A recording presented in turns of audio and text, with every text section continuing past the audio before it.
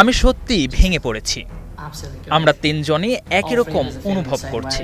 টাকা হারানো, বারবার ভুল বোঝাবুঝি, আর সবচেয়ে বড় বিষয় মোবাইলের স্ক্রিনে ভেসে ওঠা সোশ্যাল মিডিয়া পোস্টটা যখন ছড়িয়ে পড়ল তখন গোটা বাংলাদেশ ফুটবল অঙ্গন কি থমকে গেল। একজন বিদেশি কোচ যিনি তরুণ ফুটবলারদের গড়ে তোলার স্বপ্ন নিয়ে এসেছিলেন এই দেশে, তিনি লিখছেন তিনি বেতন পাচ্ছেন না, নিজের পরিবারের কাছে টাকা পাঠাতে পারছেন না, আর রাস্তায় তাকে ঘিরে ধরছে অচেনা মানুষ।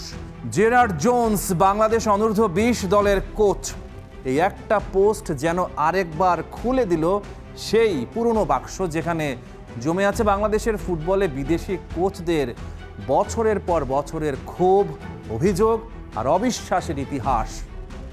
জোন্স দাবি করেছিলেন নির্ধারিত সময়ে বেতন না পাওয়ায় তিনি চরম আর্থিক ও মানসিক চাপে পড়েছেন। ঢাকা এবং যশোরে থাকাকালীন স্থানীয় কিছু মানুষের অস্বাভাবিক আর্থিক দাবি আর তার গাড়ি ঘিরে ধরার মতো ঘটনায় তিনি রীতিমতো আতঙ্কিত হয়ে পড়েন। পরে জানা যায় বাফুফে চুক্তি অনুযায়ী 10 আগস্টের মধ্যেই তার অ্যাকাউন্টে টাকা পাঠিয়েছিল, কিন্তু আন্তর্জাতিক ব্যাংক ট্রান্সফার আর ট্যাক্স সংক্রান্ত নথিপত্রের জটিলতায় তিনি সেই টাকা তুলতে বা দেশে পাঠাতে পারছিলেন না।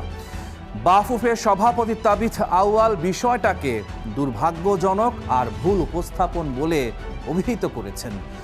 সাধারণ সম্পাদক ভাষ্য, কর সংক্রান্ত কাগজপত্র হস্তান্তরের প্রক্রিয়াগত জটিলতাই এই সাময়িক সমস্যার মূল কারণ। কিন্তু প্রশ্ন থেকে যায়, এই সাময়িক জটিলতা কি সত্যি নতুন কিছু, নাকি এটা এক পুরনো রোগের নতুন উপসর্গ মাত্র?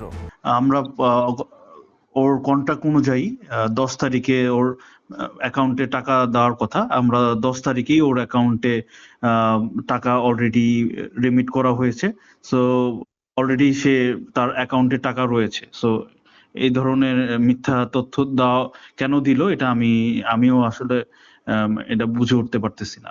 এমন ঘটনা এই প্রথম নয়। এই মুহূর্তটা যতটা অস্বস্তিকর, ইতিহাস ঘাঁটলে দেখা যায় ঠিক এমন গল্প আগেও লেখা হয়েছে বাংলাদেশের ফুটবলে। শুধু চরিত্র বদলেছে, স্ক্রিপ্ট বদলায়নি। 2021 সালে জাতীয় দলের সাবেক ইংলিশ কোচ জেমি ডেকে চুক্তির মেয়াদ শেষ হওয়ার 11 মাস আগেই হঠাৎ সরিয়ে দেয়া হয়েছিল। বকেয়া বেতন না মেটানোয় তিনি সরাসরি ফিফার দ্বারস্থ হন। 2022 সালে ফিফা বাফুফেকে নির্দেশ দেয় পুরো পাওনা মিটিয়ে দিতে, আর নির্দিষ্ট সময়ে তা না দেয়ায় বাফুফে ফিফার ডেভেলপমেন্ট ফান্ড হারানোর ঝুঁকিতেও পড়ে যায়। শেষমেশ ব্যাংক থেকে ঋণ নিয়ে সেই দায় মেটাতে হয়েছিল।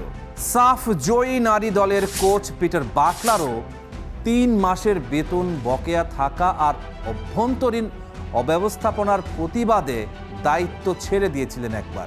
ক্লাব ফুটবলেও একই ছায়া, জাতীয় দল ছাপিয়ে এই সংকট ঘরোয়া ক্লাব ফুটবলেও গভীরভাবে প্রথিত। মোহামেডান স্পোর্টিং ক্লাবের সাবেক নাইজেরিয়ান কোচ এমেকা ইজিওগোর বেতন দীর্ঘদিন বকেয়া রাখার পর তিনি ফিফার ডিসপিউট রেজুলেশন চেম্বারে অভিযোগ করেছিলেন। ফিফার বারবার নির্দেশ সত্ত্বেও ক্লাব টাকা না মেটানোর শাস্তি হিসেবে মোহামেডানের 3 পয়েন্ট কেটে নেওয়া হয়।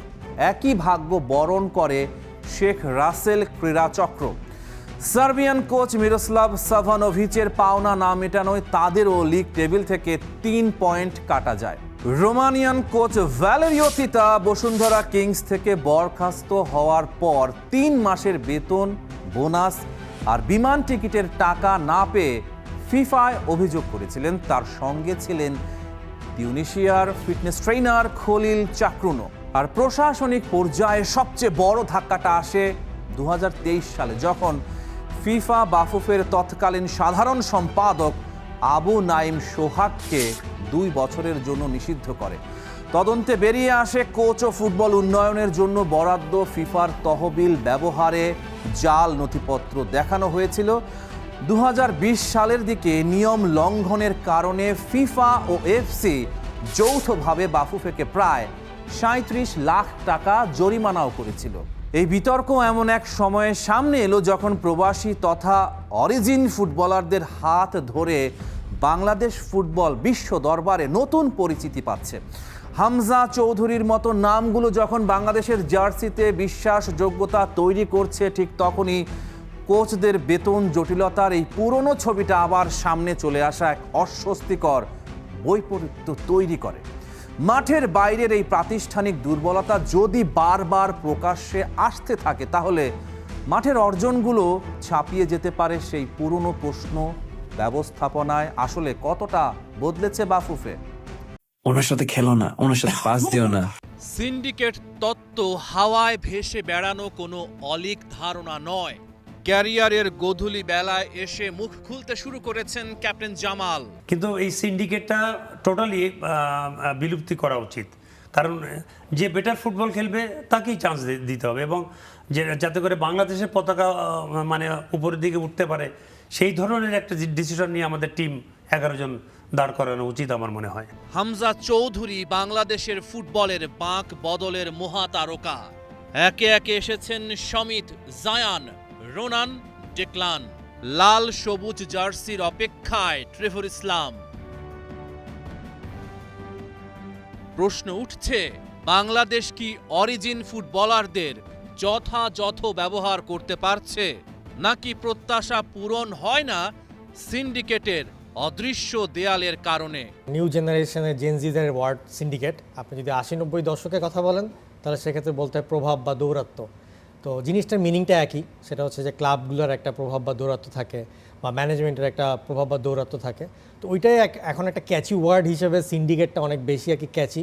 অক্টোবর 9, 2025 এশিয়ান কাপ কোয়ালিফায়ারে জাতীয় স্টেডিয়ামে হংকংয়ের মুখোমুখি বাংলাদেশ। সমিত সোমের মতো মিডফিল্ডারকে সে ম্যাচে স্টার্টিং 11-এ রাখেননি হাভিয়ের কাবরেরা। সাদুদ্দিন, সোহেল রানাদের প্রাধান্য দিয়ে গেম প্ল্যান সাজিয়েছিলেন হেড কোচ। ভালো ফুটবল খেলেও ম্যাচটা 4-3 গোলে হারে বাংলাদেশ। ওনার সাথে খেলো না, ওনার সাথে পাস দিও না। যখন খেলা ছেড়ে দিয়েছে এবং আমার সাথে যারা সতীর্থ ফুটবলার ছিল, আমাদের যারা সহযোদ্ধা ছিল, তারা খেলা ছেড়ে দেওয়ার পরে যখন নতুন একটি প্রজন্ম তৈরি হয়েছে এবং যারা নতুনভাবে বাংলাদেশ ফুটবল টিমকে প্রতিনিধিত্ব করছে, ঠিক তখন থেকে দেখলাম যে অফিসিয়ালদের ভিতরে একটা সিন্ডিকেট তৈরি হয়েছে, ওই ফুটবলারদের ভিতরে একটা সিন্ডিকেট তৈরি হয়েছে। এবং অবাক করা বিষয় হচ্ছে যে আমি যদি কোনো ফুটবলারকে নেই, তার সাথে তার কিছু চয়েস থাকে, তাদেরকে না নিলে আবার সে খেলবে না, এরকম একটি বিষয় রয়েছে। অরিজিন ফুটবলারদের কিভাবে একা করে দেয় সিন্ডিকেটের ফুটবলাররা, সেটাই তুলে ধরেছেন জামাল ভুঁইয়া। উনার সাথে খেলো না, উনাকে পাস দিও না, কথাগুলো এখনো প্রাসঙ্গিক। সম্প্রতি সাফ অনূর্ধ্ব-20 চ্যাম্পিয়নশিপেও দেখা গেছে একই চিত্র। মুর্শেদ, ফয়সাল, রোনানকে পাস দেননি। কিছু অফিসিয়াল আছে যে না, অমুক প্লেয়ারকে আমরা নিব না, কেউ নিবই না, মানে কি তার ক্যারিয়ারটা ধ্বংস হয়ে যায়। এই যে একটি সিন্ডিকেট, অনিয়মের অচলায়তন ভাঙতে হবে, নয়তো এই ছবিগুলোই বারবার ফিরে আসবে। Rahman pair, star news.